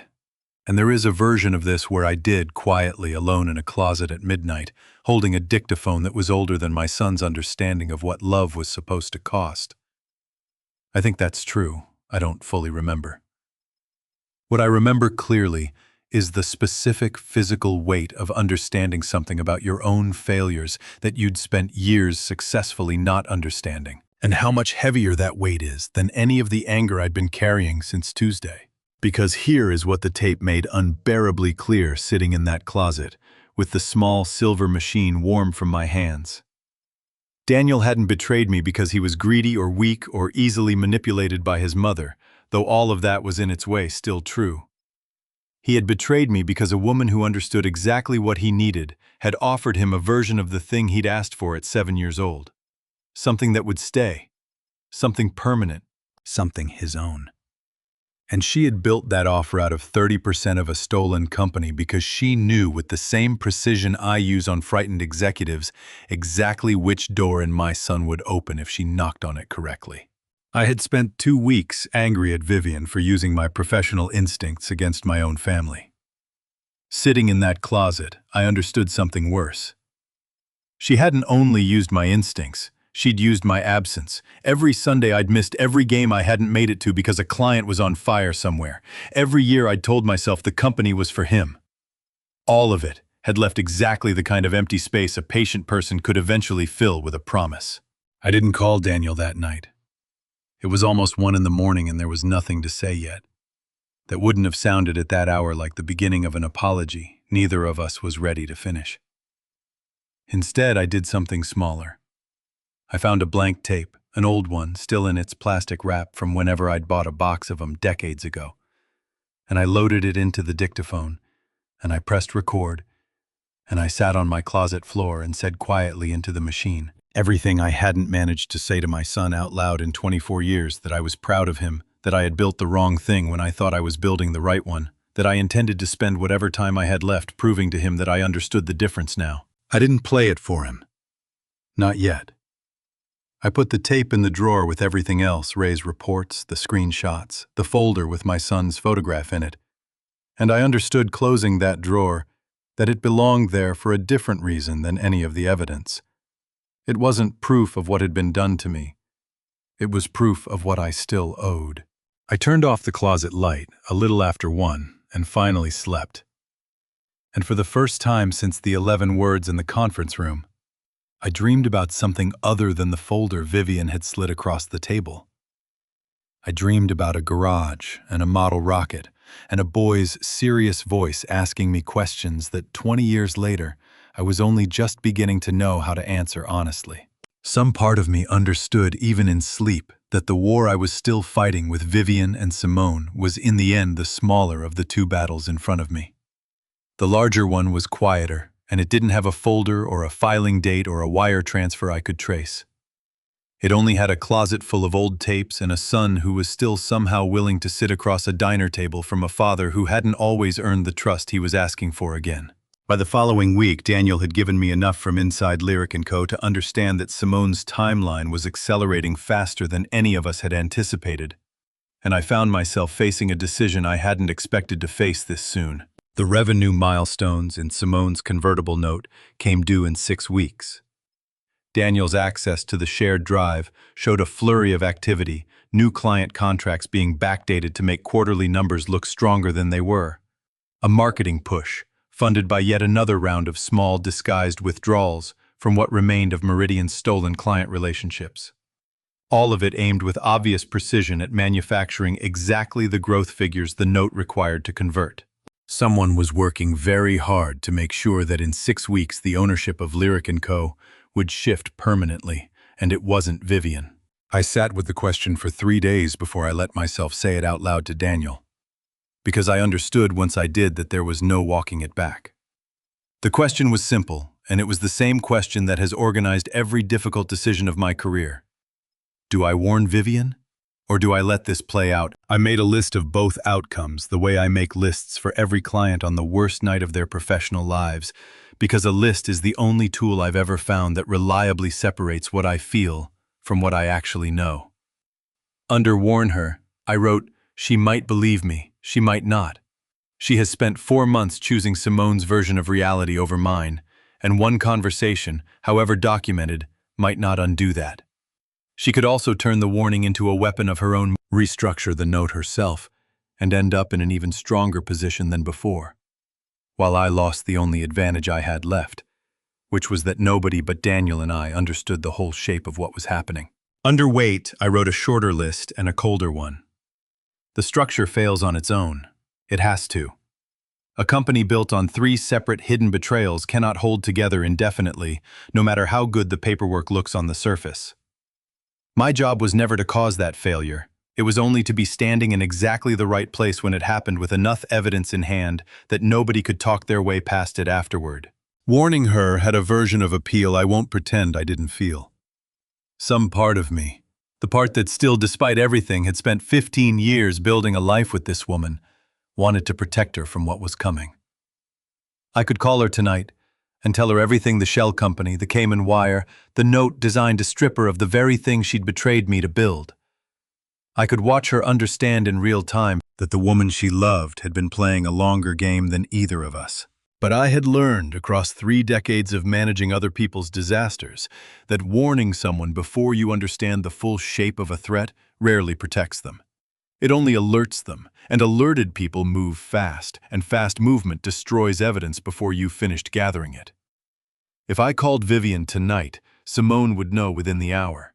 The note would be restructured, the trail would go cold, and everything Ray and Daniel and I had spent weeks assembling would evaporate into a story no lawyer could ever prove in court. There was also the harder truth underneath all of it, the one I turned over alone in my office long after Daniel had gone home. Vivian had shown me in the conference room in the messages to our son, in 4 months of patient betrayal, exactly what kind of leverage she believed in. She believed in controlling the story, in choosing her own timing, in deciding what the people around her got to know and when. If I warned her now out of some lingering loyalty to 15 years that had turned out to be mostly fiction, I would be protecting the very instincts that had made this entire catastrophe possible in the first place. I called Daniel that evening and told him what I'd decided. We don't warn her, I said. Not yet. We let the timeline run, and we make sure that when it becomes impossible for her to ignore what's happening, we're the ones holding everything she'll need, to see it clearly. Not Simone's version of events, and not a lawyer's version either. The truth, all of it at once, so there's no room left for anyone to spin it. That feels cold, Daniel said quietly, letting her walk further into it. It is cold, I agreed. I've spent 2 weeks asking myself whether that makes it wrong, and I don't have a clean answer for you. I only know that every time in my career I've tried to soften a hard truth to spare someone's feelings, the truth got harder later, not easier. I'm done softening things for people who've spent months deciding I wasn't worth softening anything for. We sat in silence on the phone for a moment. And then Daniel said the thing that told me more than anything else that week how far he'd traveled from the frightened young man in the diner. Okay, he said. Then let's make sure when it happens exactly the way you need it to. If you've stayed with me this far, leave the word reveal in the comments. Because what happened next is the part of this story I still have trouble believing actually happened to my own family. And I promise you, none of us, not me, not Vivian, not even Simone, who I still believe thought she had every angle covered, saw it coming the way it actually arrived. 6 weeks. That was the window I'd chosen, the length of time I'd decided to let this rot quietly under the surface before I forced it into daylight on my own terms. I didn't know yet that the timeline wasn't entirely mine to control. Simone had her own clock running, one none of us could see, and it was ticking down far faster than the milestones in her own note suggested. I spent that night rereading the tape I'd recorded for Daniel, the one still sitting in my locked drawer unplayed. I thought about what it would mean to finally give it to him once this was over, whenever over finally arrived. And I thought for the first time since Tuesday, not about winning, but about what would actually be left standing once the winning and losing were finished. Because somewhere in those 6 weeks, I had stopped believing there was a version of this story where everyone walked away whole. I didn't know yet who would end up on which side of that line.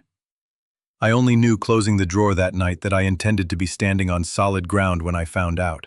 Vivian called me into her office on a Thursday morning, and I knew before I sat down that something had shifted, because she'd asked her new assistant to hold all calls, and Vivian never held calls for anyone, unless the conversation mattered more than every other item on her calendar combined. "I want to move faster on the settlement," she said, sliding a fresh document across her desk. An updated version of the operating agreement, the language slightly softened from the one she'd first shown me weeks ago, offering me a small minority stake in Lyric & Co. instead of nothing at all, dressed up as generosity. "I've talked to Preston. We can have everything finalized by the end of the month. Clean break, Jean. No lawyers dragging this out for a year, no ugliness in front of the kids." I studied her face while she talked, reading the thing underneath the words the way I'd trained myself to for 30 years. And what I found there wasn't confidence. It was urgency dressed as confidence, which is a very different animal, and I had spent enough of my career learning to tell the two apart that I would have recognized it in a stranger from across a room. Vivian wanted this finalized. Not eventually, now. Within the month specifically, which put the deadline suspiciously close to the 6-week window Daniel and I already knew Simone's convertible note needed to hit its milestones. She didn't know about the note. I was certain of that. Her urgency had a different shape than Simone's calculated timeline, more anxious, less controlled. But something was pushing her, and I understood sitting across from her in an office I'd once walked past every day without a second thought, that whatever it was, it meant the ground under all three of us was shifting faster than any of us fully controlled.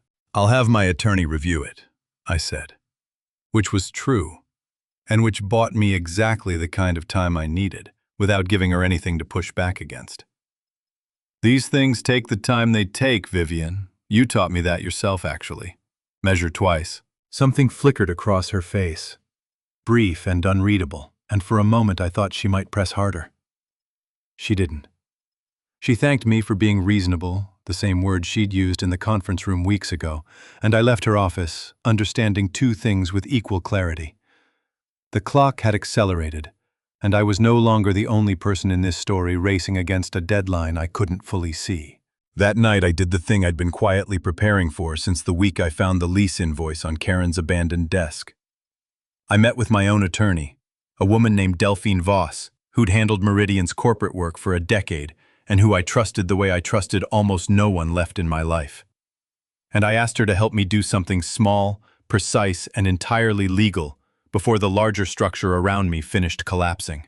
22 years earlier, before Vivian, before Lyric & Co., before any of this, I had bought a small brick building on the edge of downtown with money my mother left me when she died. Not for Meridian, not as an investment, just because I'd loved the building since I was a boy. An old print shop with tall windows and a tin ceiling. And I'd always meant to do something with it and never had. It sat there for 2 decades, rented out to a used bookstore that paid modest rent and kept the lights on, entirely separate from Meridian, entirely separate from anything Vivian's operating agreements or Simone's convertible notes had ever touched, because it had never been part of the company at all. It was the one asset in my life that had never been folded into the marriage, the one thing that existed entirely outside the story Vivian and Simone were fighting over. "I want to be certain it stays that way," I told Delphine. "Whatever happens with the company, whatever I end up walking away with or without, I want this protected, documented, untouchable. Not because it's valuable, it isn't, not really. Not compared to what's being fought over across town. Because it's mine, in a way nothing else in my life has been for 15 years. Delphine looked at me for a long moment, the particular look of a lawyer who understands she's being told something more than the legal request in front of her. "This isn't about the building, is it, Jean?" She said it gently, without judgment, the way a good lawyer learns to say the true thing underneath a client's request. without embarrassing them for needing to ask for it sideways. No, I admitted. It's about making sure that whatever I lose in the next month, there's one thing I get to keep on purpose, instead of by accident. We spent 2 hours that evening reviewing the deed, confirming the trust structure, making certain nothing in Vivian's settlement language could reach it, even inadvertently. It wasn't strategy, not in the way everything else I'd done for the past month had been strategy. The surveillance, the timeline, the careful patience. This was something quieter. A man in the middle of losing almost everything, making sure that one small, specific thing survived the loss on purpose. I drove home past midnight and sat in my driveway for a long time before going inside, looking at the house Vivian and I had shared for 12 years. The porch light on, the way it always was, the way it had been on for 15 years, without me ever once wondering who'd actually be waiting behind the door when I finally walked through it. Knowing that whatever the settlement finally looked like, this house would not be the thing I fought to keep. It had never really been mine, the way the old print shop was mine. It had always been ours. And ours, I was beginning to understand, had been a fiction for longer than I'd let myself believe. Somewhere across town, in an office I no longer had access to Simone's convertible note, was 6 weeks from converting. Somewhere in that same building, my wife was pushing for a settlement faster than her own comfort could explain. And somewhere underneath all of it, quietly, carefully, I had just made sure that no matter which version of this story ended up being true, there would be one small, solid piece of ground left standing that belonged to no one but me. I thought about Daniel's 7-year-old voice on that old tape wanting to build something that stayed. I hadn't understood, listening to it in my closet, that I was about to spend my last few weeks of this ordeal doing exactly that. Not building something new, but making certain one true thing from my old life survived intact whatever came for the rest of it. The first sign came from Daniel on a Tuesday afternoon in a text message that read only, "Call me when you can."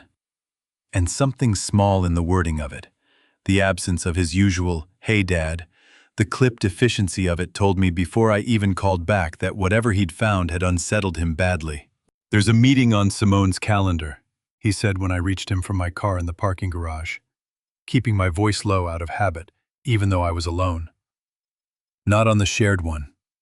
I only saw it because I still have edit access to a client folder she forgot to lock me out of, and the meeting invite got attached to a file in there by accident. It's with someone named Andre Bellamy. 2 weeks from now. Location says a private banking office in Miami. I didn't recognize the name and told him so. "I looked him up," Daniel said. "He runs a boutique firm that specializes in liquidity events for founders looking to cash out fast, sometimes ahead of a formal sale, sometimes around one. The kind of guy companies bring in when someone wants their equity converted to cash quietly, without waiting for the usual process." I sat with that for a long moment, turning it over the way I'd turn over any piece of evidence that didn't quite fit the shape of the case I thought I was building. "That doesn't make sense," I said, half to Daniel, half to myself. "The note doesn't even convert for 6 more weeks. There's nothing for her to cash out yet." I said it out loud, mostly to hear how it sounded, the way I've always tested a theory against the air before I trusted enough to build a strategy on top of it. "That's the part that bothered me too," Daniel said. "Why meet with someone like that before the conversion even happens, unless—" He didn't finish the sentence. He didn't need to. I finished it myself, sitting alone in that parking garage, with the phone against my ear, feeling the same cold clarity settle over me that I'd felt reading the formation documents 6 weeks earlier, back when I still believed the worst thing happening in my family was a marriage quietly ending. Unless Simone wasn't planning to wait for the conversion at all. I called Ray that night and gave him one instruction. Find out everything about Andre Bellamy and find out fast, because if my instinct was right, we no longer had 6 weeks. We might have 2. Ray called back late the next evening, and what he'd found rearranged everything I thought I understood about the structure I'd spent a month mapping. "Bellamy's clean legally," Ray said. "He's not doing anything illegal by meeting with her. But I pulled some banking activity through a contact who owes me a favor. Careful. Quiet. Nothing that'll hold up anywhere official, and here's what's interesting. There's already been movement out of the Cayman account. Small amounts, staged over the last 10 days, moving into an account that traces eventually to a private banking relationship Bellamy's firm set up 2 weeks ago. She's already moving money, I said slowly. Before the note even converts. Looks that way, Ray said. And Gene, the amounts moving so far don't match anything close to 25% of the company's value. They're smaller, faster. More like someone building an exit than someone waiting to formally cash in a stake. I stood in my kitchen that night. The same kitchen where I'd once believed, in the earliest days of this ordeal, that the worst thing that could happen was losing the company to my wife and the woman she loved. I understood now, standing there with Ray's report open on my laptop, that I had been thinking about this crisis one layer too shallow the entire time. Simone had never been building a permanent position inside Lyric & Co. She had been building a door. A carefully engineered, contractually justified, legally defensible door dressed up as a 25% equity stake and a convertible note timed to look like patient long-term ambition. But everything about the pattern Ray had just described, the staged withdrawals, the private banker in Miami, the timeline accelerating ahead of the note's own official schedule, told a different story. Simone wasn't planning to become Vivian's equal partner in a growing company. She was planning to disappear with as much of it as she could quietly carry out the door before anyone, including the woman who loved her, noticed she was gone. I thought about Vivian pushing me that week toward a fast settlement. Anxious in a way I now understood had nothing to do with me at all. She wasn't racing against my patience. She was racing, without knowing it, against a clock Simone controlled entirely. One that had nothing to do with the milestones written into any document Vivian had actually read. My wife believed she was the one holding the leverage in this story. She had no idea she'd become in the last several weeks the last person in the building who still trusted the woman standing closest to her. I sat with the weight of that for longer than I expected to. Then I called Daniel back before I went to bed. "How much time do you think we actually have?" I asked him, "before whatever this is finishes happening?" There was a long pause on the line, long enough that I could hear him breathing, thinking, doing the same math I'd been doing all night. "I don't know, Dad," he said quietly. "But I don't think it's weeks anymore. I think it's days." I sat awake most of that night. Not with the folder or the timeline or any of the documentation I'd spent a month assembling, but with a single unfamiliar impulse I hadn't expected to feel toward the woman who'd betrayed me first and worst in this entire story. Somewhere underneath the anger I'd been carrying since the conference room, a small, complicated part of me understood that Vivian was about to lose something she didn't yet know she was losing, and that no matter what she'd done to me, watching it happen to her without warning felt like a cruelty I hadn't fully decided, even now, that I wanted to be responsible for.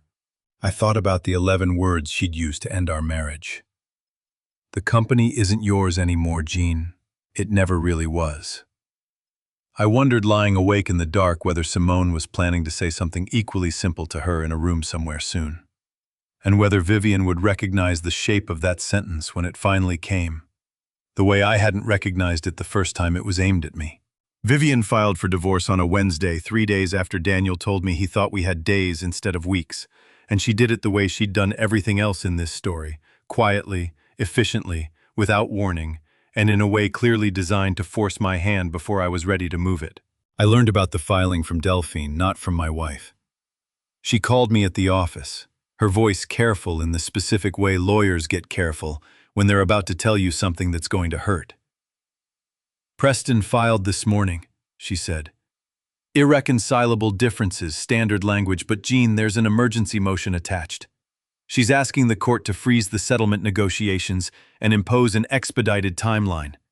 She wants a resolution inside 30 days. 30 days. Not the 6 weeks I'd been quietly working against, not even the accelerated few weeks Daniel and I had recalculated after learning about Simone's Miami meeting. 30 days, filed with the urgency of a woman who believed correctly that time was the one resource she no longer had enough of, though she still didn't understand why. I sat with the papers Delphine had forwarded me for a long time that afternoon, reading Vivian's sworn statement. The language her attorney had chosen to describe 15 years of marriage irretrievably broken. The phrase every divorce filing uses, clinical and bloodless, 4 words, standing in for everything neither of us would ever fully say to each other out loud. I felt, reading it, less anger than I expected. Mostly I felt the strange, hollow recognition of watching someone finalize in writing something that had already been true for months. I noticed reading the filing a second time, a detail I'd missed the first pass-through. The emergency motion cited concerns regarding the dissipation of marital business assets as the basis for the expedited timeline legal language for a fear that the money was moving somewhere she couldn't see. I read that phrase 4 times sitting alone in my office because I understood something Vivian's own attorney apparently hadn't fully grasped yet. My wife was asking a judge to protect her from exactly the thing that was already happening, without knowing who was actually doing it. She called me that evening, which surprised me because everything else in this process had gone through attorneys. "I need you to sign the accelerated timeline agreement," Vivian said, no greeting, the same clipped efficiency she'd used to end our marriage in the first place. "I need this finished, Jean, please." There was something in the please that stopped me. Vivian did not say please. In 15 years I could count the times on one hand, and every one of them had come during a genuine crisis, not a negotiation tactic. I heard it, and for the first time since the conference room, I heard something underneath her voice that wasn't strategy. It was fear. "Why the rush?" I said quietly. 30 days, Vivian. That's not a settlement timeline. That's a woman running from something. The silence on the line went on long enough that I thought she might have hung up. When she finally spoke, her voice had lost its edge entirely. "I can't explain it to you," she said. "I just need this done. I need to know what I actually have, Jean, before—" She stopped herself. Before what? I kept my voice as level as I could manage, though something in my chest had gone very tight, listening to a woman who'd spent 4 months lying to me, sound for the first time in this entire ordeal genuinely frightened. "Before it's too late to know," she said, and hung up. I sat with the phone in my hand for a long time after the call ended, turning her words over the way I'd turn over any piece of evidence. And I understood with a clarity that arrived colder than I expected that some part of my wife already sensed what Daniel and I had confirmed through Ray's investigation. She didn't have Simone's calendar, or the Bellamy meeting, or the staged Cayman withdrawals. But 15 years of building a life with someone teaches you to feel a shift in the ground before you can name what caused it, and Vivian, whatever else she was not a stupid woman. Something in Simone's behavior had frightened her enough to file for an emergency 30-day resolution, even though she couldn't yet say why. I called Daniel that night and told him about the filing. He was quiet for a long moment. "Dad," he said finally, "if she's scared, maybe this is when we tell her. Before Simone finishes whatever she's building." I understood the pull of that argument because I felt it myself, sitting in my kitchen, holding a legal filing that represented the formal end of 15 years listening to my son ask me to protect the woman who had started all of this. But I had learned enough across a career of managing other people's disasters to know that the moment right before someone panics is rarely the moment to hand them more reasons to. "Not yet," I said. "If I tell her now in the middle of an emergency filing, with her lawyer already circling, she panics, she moves fast, and Simone, who I promise you is far ahead of all of us in this, adjusts before we can prove anything. I need one more piece. I need to know exactly what Simone is planning to do and exactly when, before I hand your mother a truth she can't undo once she has it." "And if we're too slow?" Daniel asked. "If Simone finishes whatever this is before we're ready?" I didn't have a clean answer for him. I still don't know, thinking back on that conversation, whether the answer I gave him was wisdom or simply fear dressed up as strategy, the way so much of what I'd told myself for the past month had been. "Then your mother loses something I could have warned her about," I said quietly. "And I'll have to live with that. But I'm not walking into a room with half the truth and watching it get twisted into something none of us can control. Not again." I signed the accelerated timeline agreement the next morning. 30 days. I didn't know signing it that it would turn out to be 19 more than we actually had. Delphine called an hour after I sent the signed pages back. Her voice careful again, the same tone from that morning. "You understand," she said, "that once this timeline is locked, neither side can slow it back down. Whatever's coming, Jean, it's coming on Vivian's clock now, not yours." I told her I understood. I'm not sure sitting in my office that afternoon that I actually did.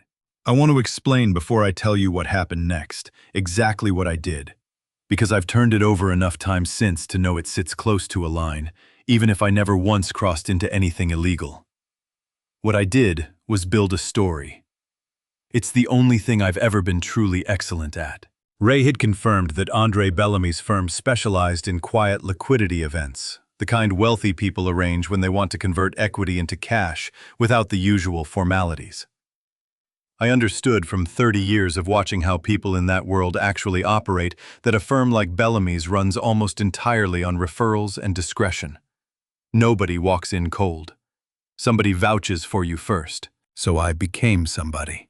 I had Delphine set up a small, entirely legitimate holding entity, nothing fraudulent, nothing that wouldn't survive a subpoena, just a shell. Built the same clean way Vivian's own attorney had built Lyric & Co., because I understood the architecture better than anyone else in this story. I gave it a name that meant nothing, Harrogate Advisory. And I had a longtime colleague of mine, a discreet man named Foster, who'd done confidential referral work for Meridian clients for a decade, make an introduction to Bellamy's office on my behalf. A prospective seller, motivated, looking to move a private equity position. Quickly and quietly interested in whatever advisory relationship Bellamy already had running through his firm. It took 4 days for Bellamy's office to return the call. It took one more for them to mention almost in passing that they had another active client working through a similar timeline. A creative executive out of Charlotte, moving a position out of a marketing company, name withheld, per client confidentiality. But the broad strokes matched closely enough that I understood, sitting in my office with the phone against my ear, that Simone Delacroix's exit was no longer a suspicion. It was a scheduled transaction. I asked carefully whether there might be any benefit to coordinating our timelines. 2 sellers, similar structures, potentially sharing legal costs. It was a reasonable question for the fictional client I was pretending to be. Bellamy's associate, eager and a little too casual with client details for a firm that prided itself on discretion, offered to set up a 3-way call the following week, framing it as an efficiency measure. I said yes before I'd finished thinking through what I was agreeing to. The call happened on a Thursday afternoon. I sat in my office with the door locked, my phone on speaker, and beside it, out of some instinct I still can't fully explain, the small silver dictaphone from my closet. The one that had recorded my son's 7-year-old voice 20 years earlier, running as a backup the way I'd trained myself to always keep a backup, because digital recordings fail, and old habits don't. Simone's voice came through, clear and unmistakable, warmer than I'd ever heard it directed at me, entirely unguarded in the specific way people are unguarded when they believe they're speaking only to strangers who share their interests. "I want to move quickly," she said to Bellamy's associate, not knowing I was on the line, under a name that meant nothing to her. "The window's tight. There's a partner involved who doesn't have full visibility into the structure, and I'd like this finalized before that changes." "Understood," the associate said. "And the partner any concern about consent requirements on the transfer given the joint structure?" "No," Simone said. And I heard in the flatness of her voice something I recognized instantly because I'd heard the same flatness in my own wife's voice weeks earlier, sliding a folder across a conference table. "She won't know until it's already done. That's the point of the timeline." I sat perfectly still in my office chair, the dictaphone's small red light glowing steadily beside my phone, and listened to a woman confirm in her own voice to a stranger she believed shared no connection to the family she was about to finish destroying, that she intended to take what she'd built from Vivian without a single word of warning. "And the equity holder," the associate continued, "the 25% position that converts fully before the transaction closes." "It doesn't need to convert," Simone said, and here her voice sharpened, took on an edge of something almost like pride. I've already moved most of what matters. The conversion was never really the point, it was cover. Something for everyone to watch while the real transfers happened underneath it. I stopped breathing for a moment, sitting in that chair, understanding all at once the full architecture of what I'd been chasing for a month. The convertible note, the milestone targets, Daniel's discovery of the cap table dilution, all of it had been real, and none of it had been the actual plan. It had been theater built to hold everyone's attention on a slow, visible timeline, while the true withdrawal happened quietly underneath. Exactly the way a good crisis communicator builds a story to control what the public watches while the real work happens somewhere the cameras aren't pointed. Simone hadn't learned this from Vivian.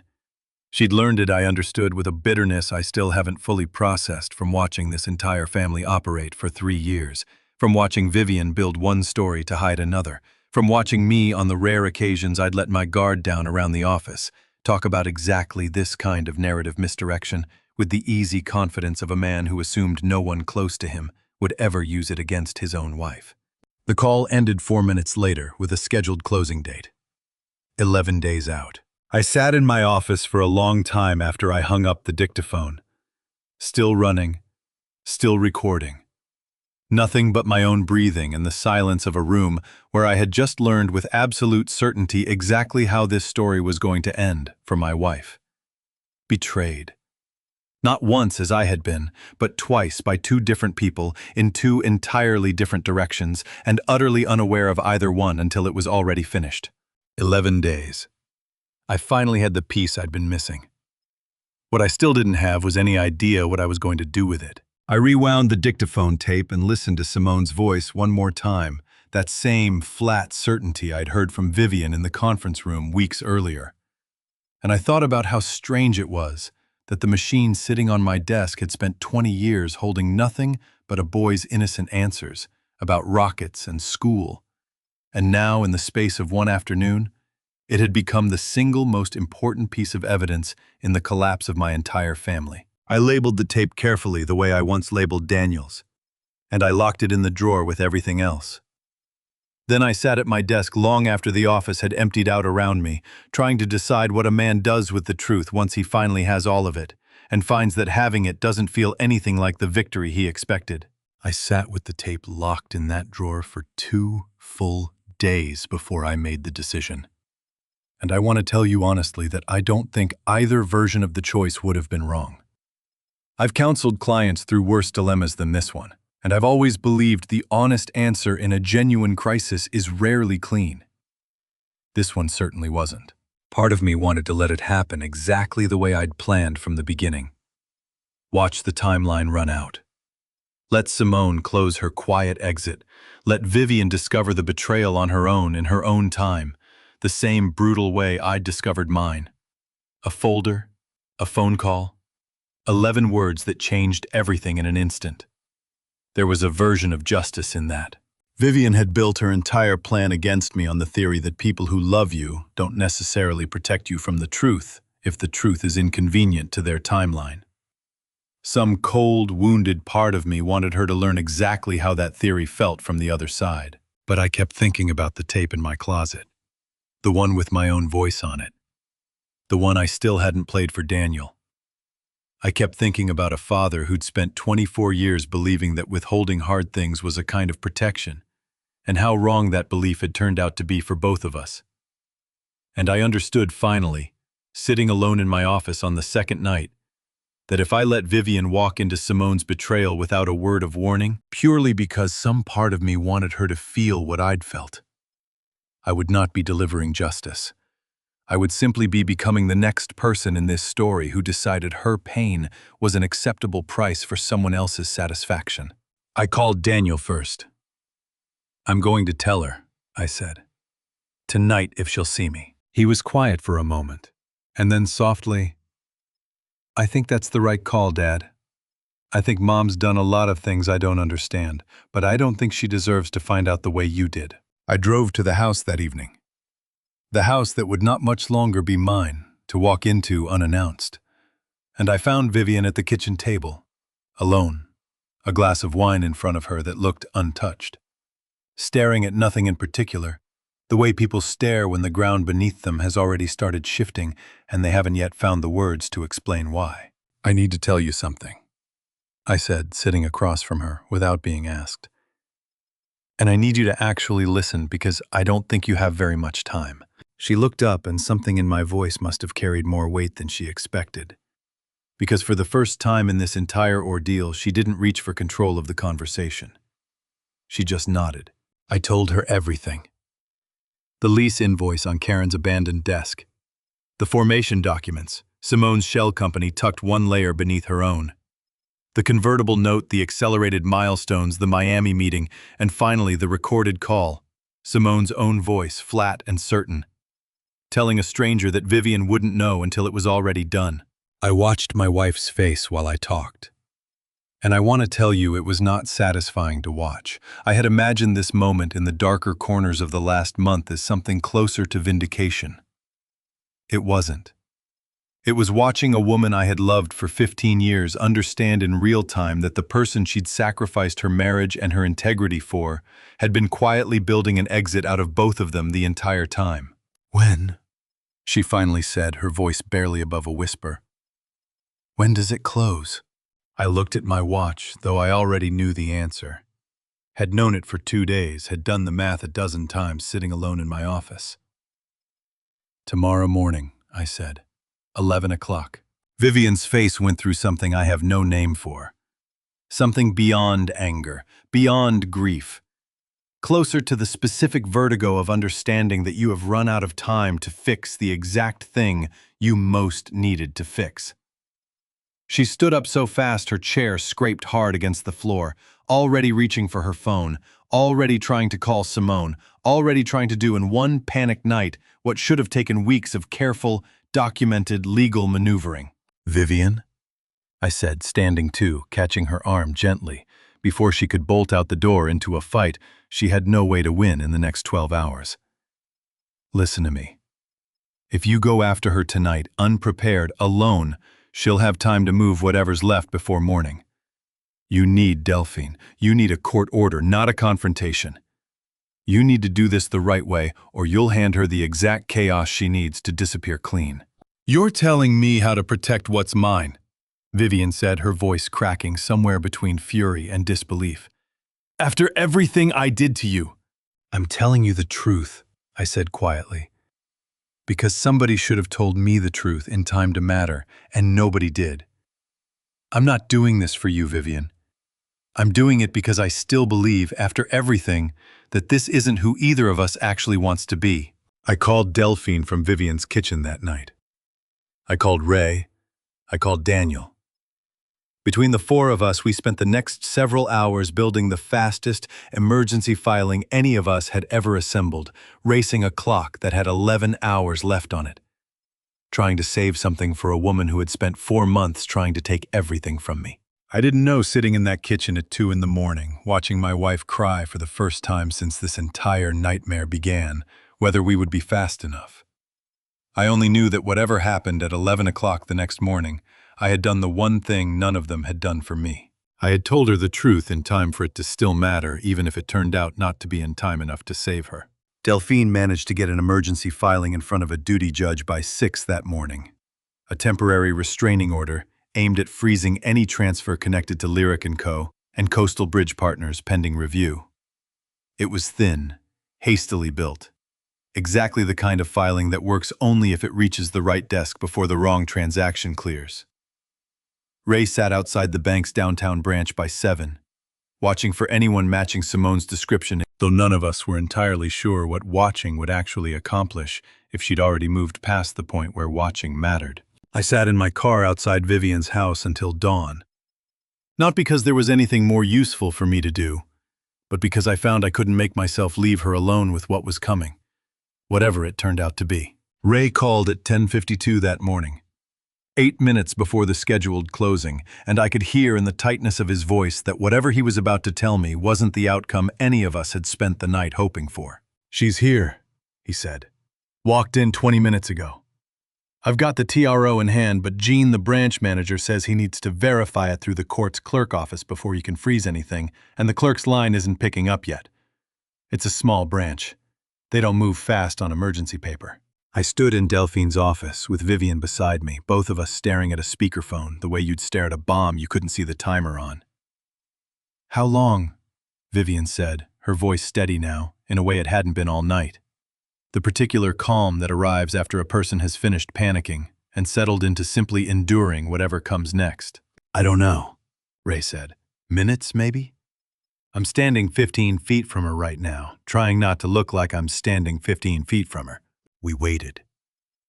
I have sat through some of the longest silences of my professional life, waiting for a journalist to decide whether to run a story, waiting for a jury, waiting for a board to vote on whether a client keeps their job. None of it compared to those 11 minutes in Delphine's office, listening to the ambient hum of a bank branch through a speakerphone, waiting to find out whether the truth I'd chosen to tell the night before would arrive in time to matter, or simply in time to witness. At 11:04, Ray's voice came back tight and clipped. "It's done," she signed, "wires initiated." "How much?" I asked, though some cold professional part of me already suspected the answer wouldn't be the full 3.2 million we'd been chasing for weeks. "I can't see the exact figure from here," Ray said. "But it's not everything, Gene. The TRO cleared with the clerk about 90 seconds after the wire went out. I watched the branch manager's face change. He froze what was left in the account the second the confirmation came through. Whatever she got out, that's it. Nothing more moves." It took Delphine 2 more days to get the full accounting working with the bank's compliance office and a forensic accountant she brought in on an emergency basis, and when the final number came back, it landed at $2.6 million moved in the 11 minutes before the freeze took effect into an account that by the time anyone with legal authority tried to reach it again, had already routed the funds through 2 more jurisdictions and gone dark. Simone Delacroix did not come back to the office. She did not answer calls. The apartment she'd shared on and off, with visits that Vivian had once mistaken for late nights at work, sat empty, within a week cleared out with the same patient efficiency she'd used to build the entire structure that had almost worked. I want to tell you there was some satisfaction in watching Vivian absorb what she'd lost. Some quiet vindication in the woman who'd betrayed me, learning what betrayal actually felt like. There wasn't. I sat with her in Delphine's conference room the afternoon the final numbers came in, and I watched 15 years of certainty drain out of my wife's face in real time. And whatever I'd imagined I might feel in that moment, watching it happen, I felt only the specific, exhausted grief of 2 people who had both built something on the wrong foundation, and were now standing together in the wreckage of it. No longer enemies exactly. No longer anything either of us had a name for. "She took $2.6 million, Vivian said quietly, staring at the accounting summary on the table between us. "And whatever's left of Lyric & Co. is worth maybe half of what it was 3 months ago. I don't have the marriage. I don't have her.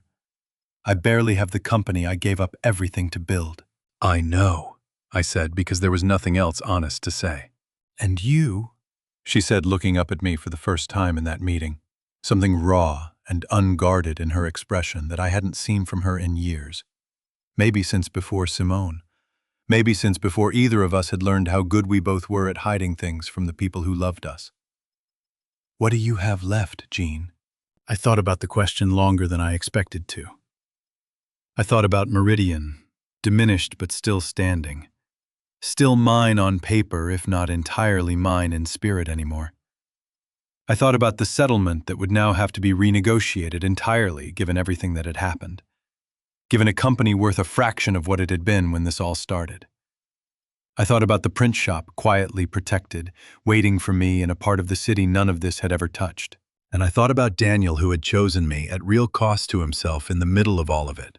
"I have a son who told me the truth when it mattered," I said. "I have a building nobody managed to take from me, and I have the fact that, when it came down to the last night, I chose to tell you what I knew instead of letting you find out the way I did." Vivian looked at me for a long time, and something in her face I couldn't quite name. Grief, maybe, or something closer to respect she hadn't expected to feel toward me again, settled over her expression. "That's not nothing," she finally said. "No," I agreed. It isn't. But it isn't everything either. Nobody walks out of this with everything, Vivian. I don't think anybody was ever going to. We sat there together in that conference room for a while longer, the accounting summary between us. $2.6 million gone into accounts none of us would ever fully trace. A company worth half of what either of us had believed it was worth a month earlier. And a marriage that had ended, not with a single clean betrayal, but with 3 separate overlapping ones. Each person in this story taking something from someone who trusted them until there was almost nothing left standing that hadn't been touched. Delphine finally broke the silence, gently reminding us both that there were still decisions to make about the company, about the remaining stake, about what came next for 2 people who were no longer married but were still unavoidably bound together by a business neither of us had the heart to keep fighting over. That particular afternoon, we agreed to reconvene the following week. I walked Vivian to her car in the parking garage, the same one where I'd sat alone weeks earlier reading Ray's first report, and neither of us said much on the way down. There didn't seem to be anything left that hadn't already been said. The settlement took another 6 weeks to finalize, and by the time it did, there was very little left to fight over. Lyric & Co. stripped of Simone's stolen momentum, and half its client roster sold at a fraction of what it might once have been worth to a mid-sized regional agency that absorbed the remaining staff and quietly folded the name out of existence within a year. Vivian kept a modest settlement from the sale. I took no share of it, which surprised Delphine and surprised Vivian more, though I don't think it should have surprised either of them given everything I'd already told her in that kitchen the night the truth finally came out. I don't want money that came from what Simone built, I told Delphine when she asked me to reconsider. I have enough. I want this finished clean, not finished rich. Meridian survived, diminished but intact, and I spent the following months doing the unglamorous work of rebuilding client trust in a firm whose founder had, however, privately, become the subject of exactly the kind of story he'd spent 30 years teaching other people how to survive. I never spoke publicly about any of it. I never had to. The people who mattered already knew, and the people who didn't need to. I moved out of the house in the spring, into a small apartment near downtown, close enough to walk to the print shop on weekends, where I finally did what I'd always meant to do and never had cleared out the back room. Put in proper lighting and let the used bookstore expand into the space. On the condition that they keep one corner exactly as it had always been. Tall windows, tin ceiling, nothing in it but a chair, and enough quiet to think. I found the wedding ring in a drawer the week I finished packing the house, tangled up with cufflinks and old watch batteries in the way small, meaningful things end up tangled with things that mean nothing at all. Sitting in a shallow dish by the closet where I used to empty my pockets every night. Without thinking. The same closet where the dictaphone had been. Waiting all those years for me to finally need it again. I sat with it for a long time before I decided what to do, turning it over in my palm the way I'd turned over every piece of evidence in this entire ordeal, looking for the thing underneath the surface. There wasn't one in the end. It was just a ring. 15 years distilled down to a small circle of gold that had outlasted the marriage it once represented by exactly the amount of time it took me to notice the marriage was already gone. I didn't keep it. I gave it to Delphine to include in the final accounting, one more small asset, properly divided, properly documented, properly finished. There was a strange relief in that, in refusing to let it become a symbol of anything, in letting it just be gold, worth what gold is worth, nothing more. The photograph was different. I kept the one from my desk at Meridian, Vivian, and me on our wedding day, 12 years younger, both of us believing something that turned out not to be entirely true. Not because I still needed to look at it, but because Daniel asked me not to throw it away. It happened, he said, the week I was packing up my office, watching me hesitate over the frame. Whatever it turned into, it happened, and it's part of where I came from. I don't think you have to pretend it wasn't real just because it ended the way it did. I kept the photograph in a box in the print shop's back room. Not displayed, not hidden, just kept the way you keep the truth of a thing that mattered once, even after it stops being the thing you build your life around. Daniel came to see me the week after the settlement closed, and I gave him, finally, the tape I'd recorded in my closet months earlier. The one I'd never quite found the courage to hand over, while everything else was still collapsing around us. He listened to it alone in his car in the parking lot outside my apartment while I stood at my window above and waited, not knowing what he'd feel hearing his father at nearly 1 a.m. on the worst night of a very bad month finally say out loud everything he should have said years earlier. He came upstairs afterward with his eyes red and didn't say much, just sat with me for a while, the two of us not talking, which had become somewhere in the last several months its own kind of honest conversation between us. "I want to build something," he finally said, "that actually stays this time. Something real. Not because someone promised it to me for staying quiet. Because I earned it and understood what I was building." "I'd like to help you," I told him, "if you'll let me. Not by handing it to you. By teaching you everything I actually know this time, instead of just handing you a company and calling it love." He nodded, and for the first time in a long while, I let myself believe that whatever this story had cost all of us, there was still something worth building on the other side of it, if we were both willing to build it slowly, honestly, the right way this time. I saw Vivian occasionally after that, mostly at Daniel's insistence birthdays and small family occasions. Neither of us wanted to make more complicated than they already were. There was no reconciliation, not the kind people hope for when they watch stories like this one. There was only a careful adult truce between two people who had once built a life together and had both, in different ways, learned exactly how much that life had actually been built on. She never mentioned Simone in front of me. I never asked. Some silences, I've learned, aren't the dangerous kind. Some silences are simply two people agreeing not to reopen a wound that's already done all the damage it's going to do. I think about the 11 words that started all of this more than I'd like to admit. The company isn't yours anymore, Jean. It never really was. I understand now that she was only half right when she said it. The company changed hands the way things built on money always eventually do. But there was one thing in that sentence she got wrong. Something I don't think she understood until the very end, sitting across from me in Delphine's conference room, asking what I had left. Some things are yours because you built them. And some things are yours simply because when it mattered most, you were the one who told the truth. It's been almost 2 years now since Vivian slid that folder across the conference table, and I still keep the dictaphone on my desk at the print shop. Not because I need it for anything anymore, but because I've come to understand it taught me the one lesson 30 years of professional training never quite managed to. Listening for the truth in other people's lives is a skill. Listening for it in your own life is a discipline, and it's one I let go slack for 15 years while I was busy being excellent at everything else.